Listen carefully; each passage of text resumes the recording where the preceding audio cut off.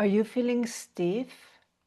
Discover how the sensuous breathing movement from gyrotonic and gyrokinesis can bring you back to ease. I'm Candia Raquel, and you are at the Sensual Sessions Podcast, the place to explore sensing pleasure through your senses and move in a way that it's free from inhibition and full of self-expression. Make sure to subscribe in my website to get these episodes delivered on your inbox every week. Go to my name, candiaraquel.com, which is www.candiaraquel.com. And today we have a very special guest. This is Vianka Escalante. She's a ballet dancer, she's an engineer, and she's a extraordinary teacher of gyrotonic and gyrokinesis. Welcome, Bianca. I am very happy to have you here.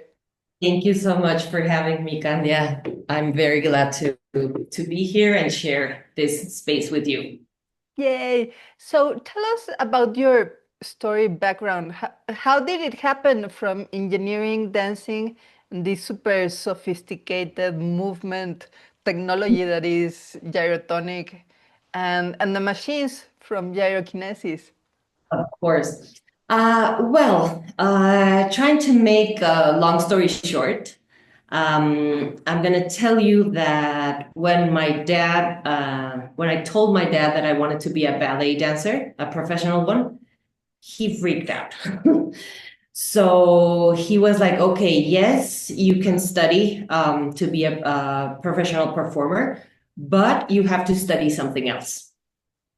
So I chose mechanical engineering, I loved it. I loved studying it. It is very interesting. I was very good at it, but I just never wanted to work on it, right? I wanted to dance. You So, wanted to dance. so kind of like in parallel, I went to school for mechanical engineering and for a professional performer, right? So yeah, and then it was at the Boston Conservatory at my last, I think it was the last year. Before that, you're supposed to take several other classes that are not ballet and modern dance or point or repertoire or whatever. You have things that are like cross training, no? Like Yeah. Pilates, and we used to have also Alexander technique and Feldenkrais. So one day when I have to choose my classes, I see jerkinesis. And I'm like, okay, what is this? This is interesting. But I'm talking like way back in the day, right? There was no internet or smartphones like now. And it was hard to do research, but I signed up anyway. And when I met my teacher, who is still teaching in Boston, she has her studio. So I loved her class. And towards the end of the year, I said to her, what am I going to do? I'm going back to Mexico. How am I going to take this system? I don't know anyone.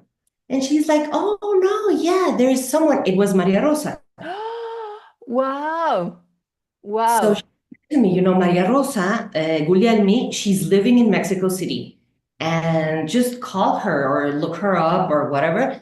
So yeah, that's what I did. And Ellen, my teacher back in Boston, she invited me to her studio. So I got to know Gyrotonic, and it was wonderful. I loved it. I came back and Nenita, and I looked up Maria Rosa's address or phone number or whatever. And it took a while because, it was back in the day. So it was a very, very simple website with a logo, with a picture of a gyrotonic pulley tower and her phone. And the phone number was her home phone number. So every time I got the answering machine and I kept leaving messages, you know.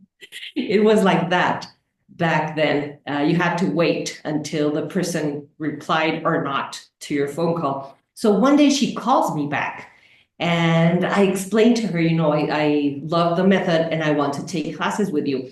And yeah, she received me and I was with her for a long while. Like, fortunately, she was in Mexico. She travels a lot because since she's a specialized master trainer, which means she can teach a lot of courses from the gyrotonic and gyrokinesis methods. Um, she travels a lot. She So travels a lot. a lot.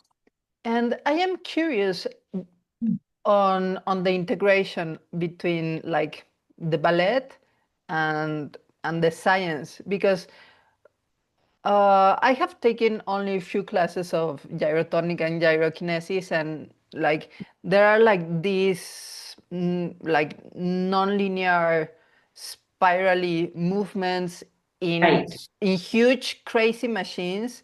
Like it has like that resemblance with Pilates, but it's like, oh my God, am I in a torture lab or in a kinky studio, or what is this? And for me it's very interesting, like your background, because like, I mean, it's not like you study ballet dance and bakery. No, you went to engineering. It's like the toughest of the sciences.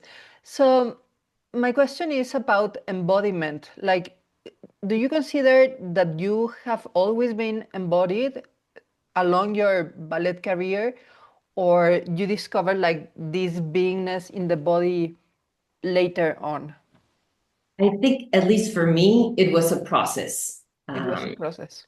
I don't think that, I don't know if anyone is born like embodied, like you said.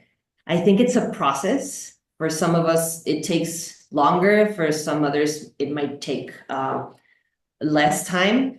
But for me, it was certainly a process. I was not, I have to say, I was not the best regarding like the qualifications you have to have, extensions, and it was not, I was a dancer because I was very, very stubborn. I really wanted to dance. So I was the kind of kid that went to class and then came back home and repeated the class at home. Discipline. Yeah. So I Discipline. guess that is the part that is shared between engineering and ballet, right? Also because ballet and music is very mathematical, no? Yeah. The music, it's all mathematics. So It's a structure that you can follow. of course, And maybe there are people here watching, listening, that they don't have an idea of what is gyrotonic or gyrokinesis.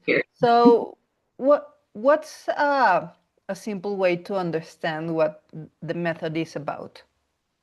a very, very simple way to explain it is that it was created by a former dancer. Okay. He is very gifted. And he's kind of like a genius of the body, not like Einstein with math or physics or stuff, but with the body, he is a genius. He designed all of the machines, which I can show you later on. Yeah. But he combined, I mean, exploring a little bit within his own body, he tried to discover something that would protect from injuries, from wrong movements or ill patterns of movement, let's say it that way. So he combined elements from yoga, from ballet dance, from modern dance, from Tai Chi, and even from swimming. Wow. So it is very complete. As you said, very, very circular, very spiraling, very three-dimensional. So it's not going to be, you're not going to find in gyrokinesis or gyrotonic things that are, up and down, side to side, or front and back. No, you move always in spirals or sideways spirals or side waves more.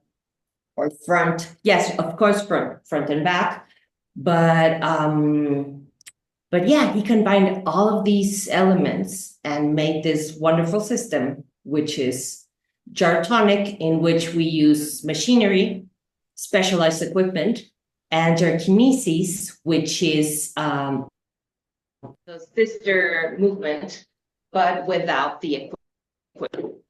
SIS es una aplicación incluida en el proyecto GNOM desde su versión 2.22 que utiliza la webcam para tomar fotografías y videos, aplicando efectos especiales divertidos. ¿Quieres que siga leyendo? Okay. So yeah, that is what is used in Gyrotonic and Gyrokinesis. And it is very helpful. I mean, I got to know it because of dancing, but it is important to say that it can be used by anyone. You can or cannot be a dancer. It doesn't matter.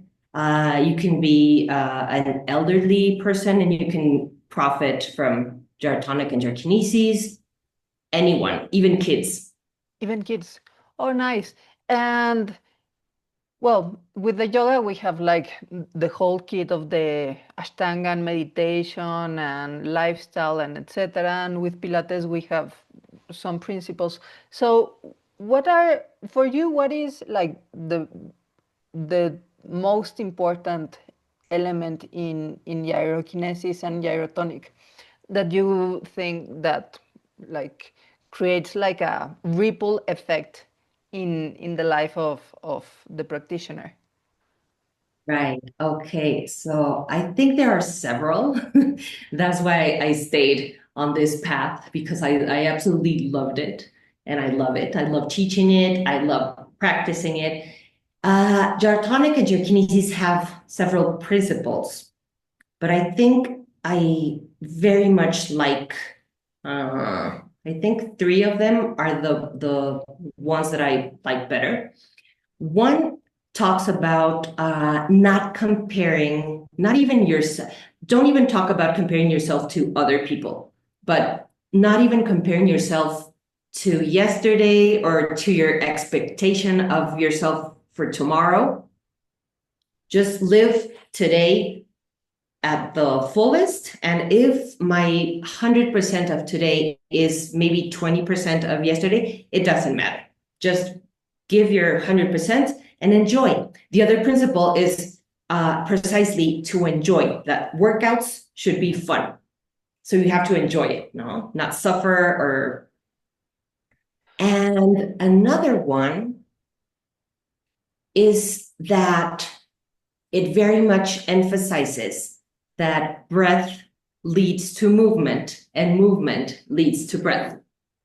Wow, this is fantastic. And I love the way that you name them. Like, first with not comparing, and that's a tough one because even for me, when I am like connecting to pleasure and embodying sensuality and etc., it's hard for me to not have an expectation because the rest of my life is like hyper productive. Like I have daily goals, quarterly goals, yearly goals, the 5-year plan, etc. Like the perspective and background, and I want to know what is going on around the world.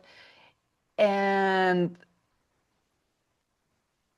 when I focus on my work, part of it is like having like a timeline of where I am now, how was I yesterday, and how do I want to be tomorrow.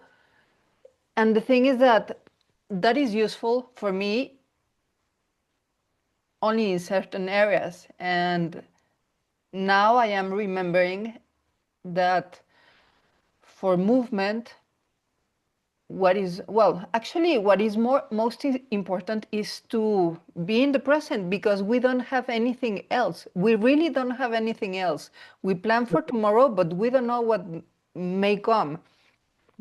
So just beginning with this mindset of non-comparison with the teacher, not comparing with others, not comparing with yourself, like really, really opens way for welcoming the experience as it is and Of course. not be judgmental against your body. And that sets the stage for it to be fun, for you to really enjoy and delight in the movement. Of and and that's the most creative way to do things. And also, when you are enjoying what you're doing, when you are savoring the movement, you are really focused and concentrated on what you're doing. course, yes. So in a way, playfulness is like a heightened state of awareness. And you see little kids in the sandbox, like they are in their own world, like Yeah. doing their own thing, playing.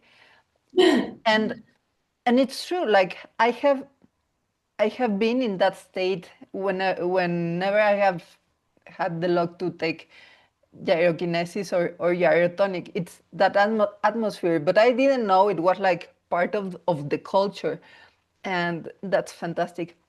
And of course, that breath leads to movement, and movement leads to breath. I have very fond memories of some workshops that I took with Tim McMean and one single class with Maria Rosa, your teacher, that it's still like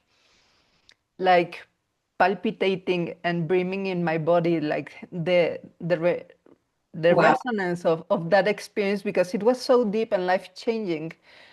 And Really? something that I remember Mhm. was how certain sounds of my, like I moved and I just allowed myself to express the sound of my breathing, and it Right. like connected me to the core, especially in a way that I had never felt.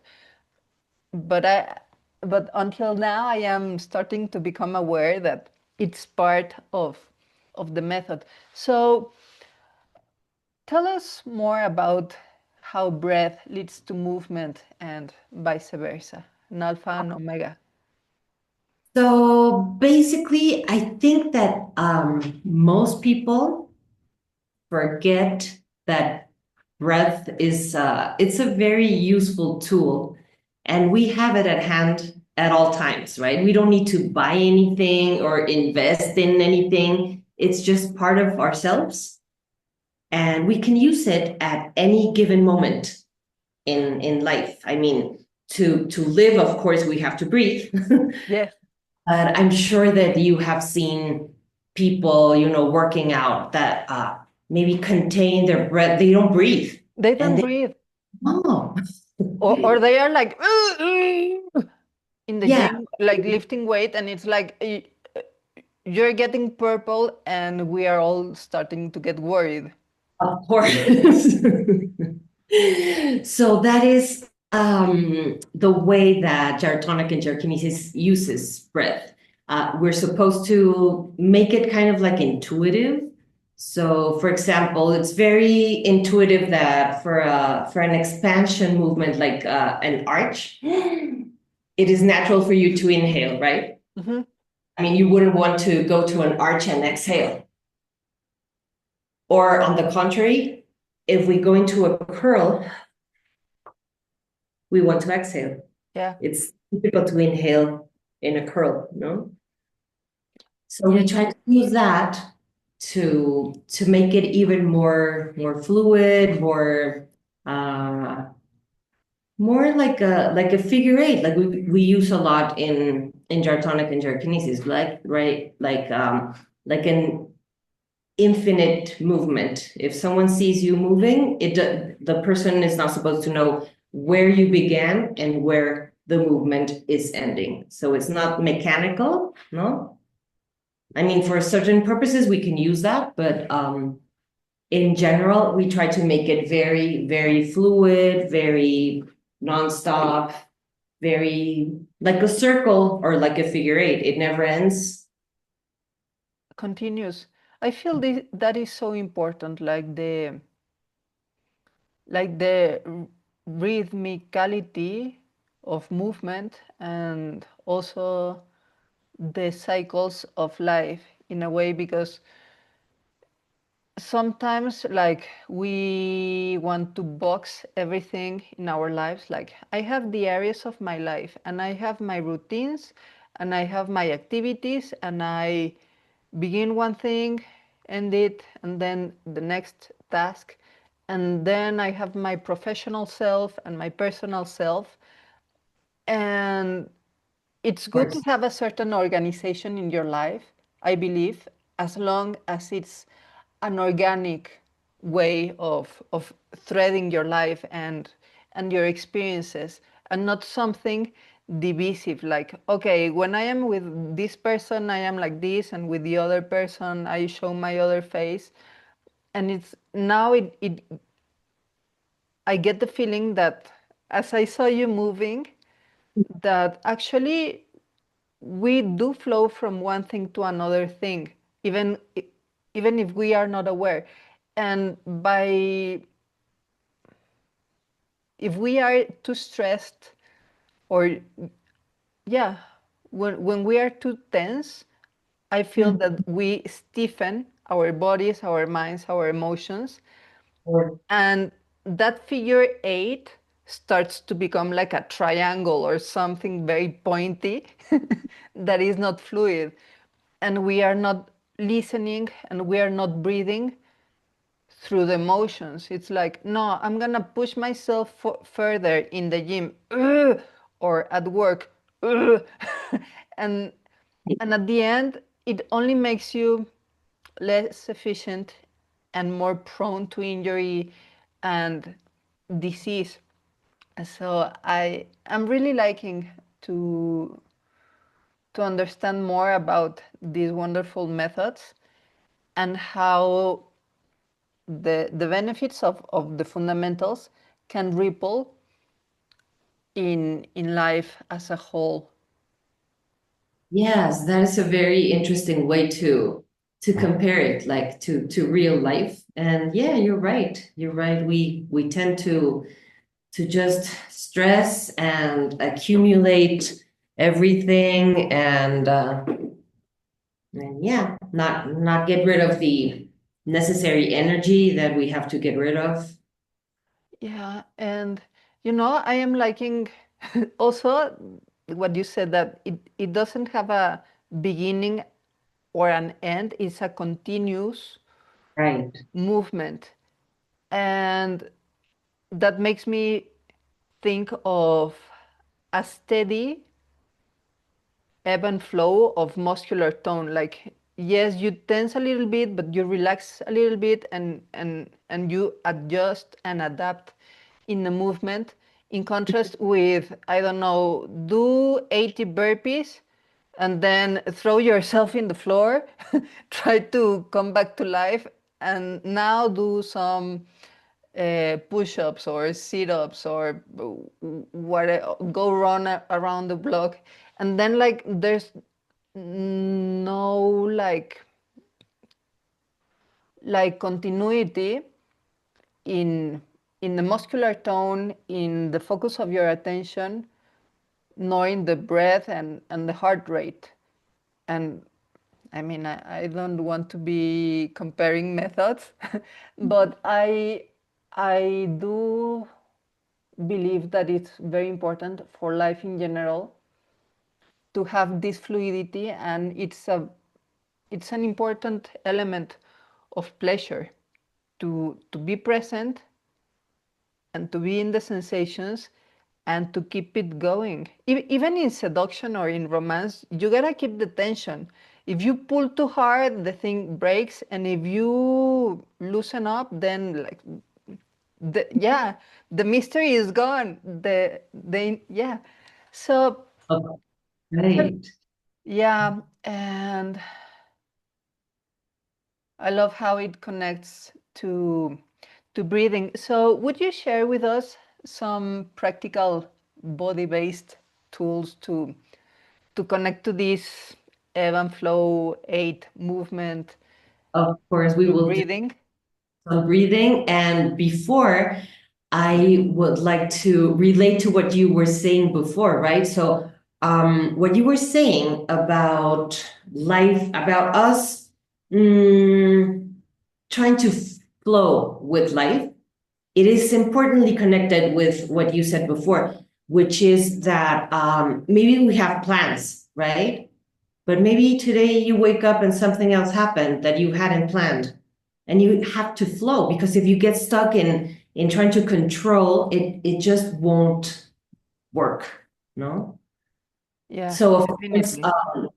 gyrotonic and gyrokinesis are a tool to not have expectations, to not compare yourself to yourself or to others, and yeah, and to remember that breath is the very basic tool that we all have at hand, no? Yes.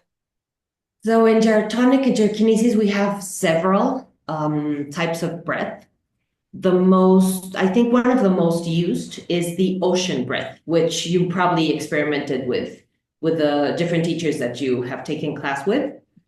Ocean breath is really trying to imitate the sound of the ocean, no? So it would be like a little bit of,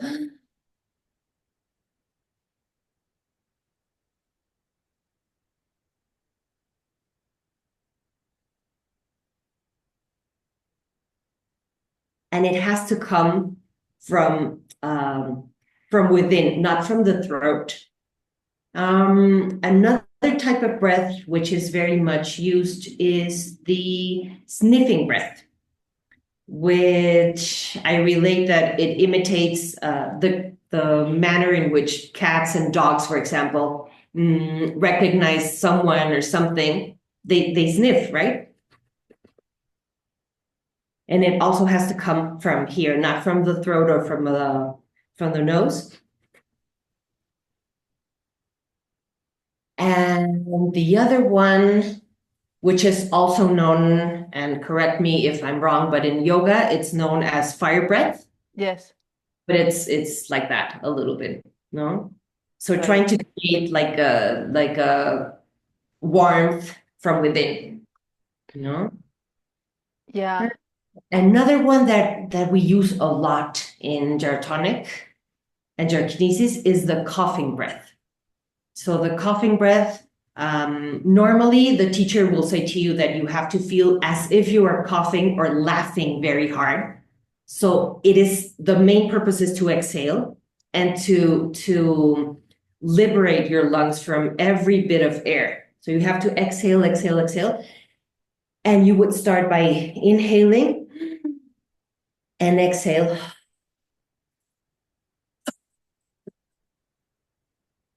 So it's very much like try to empty your lungs from every bit of air. And this also has a very important purpose, that is creating tolerance to CO2. Wow. No? So if we just keep inhaling and inhaling, there's always going to be some air in our lungs. You're not going to empty them completely.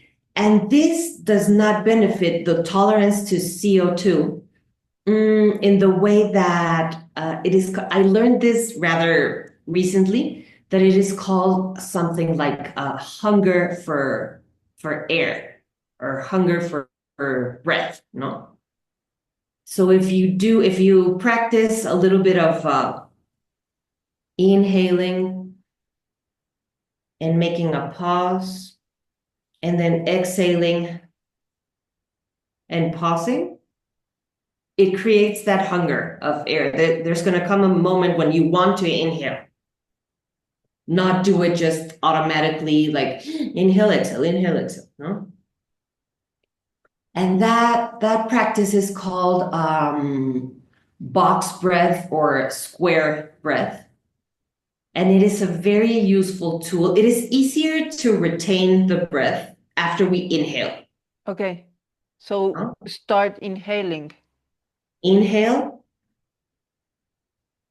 retain for a bit, exhale, and retain.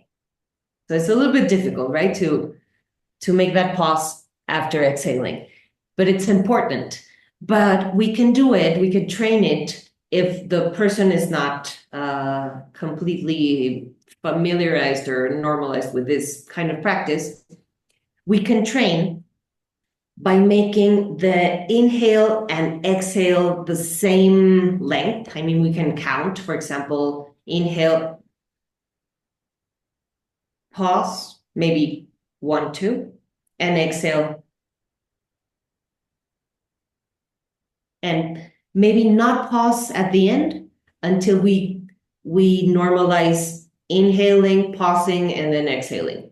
And then after a while, we can add the pause after the exhale, and it's going to become easier and easier until it comes a moment in which, let's say, we inhale. That's why it's called box breath. No, so we inhale in 4, let's say, retain or pause for 4, then exhale for 4, and retain for 4, and then start again. No? Nice, nice. I am fascinated on how effective is the paying attention to the breath to come to the sensations of the body. Like you really, wherever you are in your fantastic mind, in the future, past, whatever, like it brings you to the moment because you can only breathe in the present. And Of course, yeah, right. yeah, this is fantastic and delicious. Thank you so much, Bianca. So tell us, how can we get in touch with you, book a session? Okay, I have my Instagram profile and my Facebook profile, which is Inspiral Studio. And you can DM me for a session, or just check out, the different videos. That there's also the Gyrkinesis and Gyrotonic website, but it's gyrotonic.com, which we can include at the the comments or the and in that web page, it's the official web page. You can do a search for the studios, and wherever you are in the world, you can locate an instructor or a trainer that can feed your needs. Nearby. Right, in any part of the world. That's fantastic. It is, right? Yeah, yeah. Thank you so much, Bianca. Thank you. Really happy to have you here. With you. Yeah, and thank you, Sensualist, for being here. Go to Instagram and follow Bianca at Studio. She's also on Facebook, and you can. Do you teach online or only in person? Yeah. Okay. So for gyrokinesis, you can book a one-on-one with her wherever you are in the world, and if you want to take a gyrotonic class, you need to travel to Mexico. And yeah, she has a very, very lovely studio in Polanco still. It's Anzures, which is Azures nearby. Yeah, in a lovely area of the city. And also you can go to gyrotonic.com and find another studio, but it's better to go to Mexico and eat tacos one day after your class. Yeah. And also, if you haven't already, go grab the free guide to awaken sensuality at my website, which is my name, candiaraquel.com, www.candiaraquel.com. Until next time, remember to take the time to sense your fire so you can share the flame. Yay!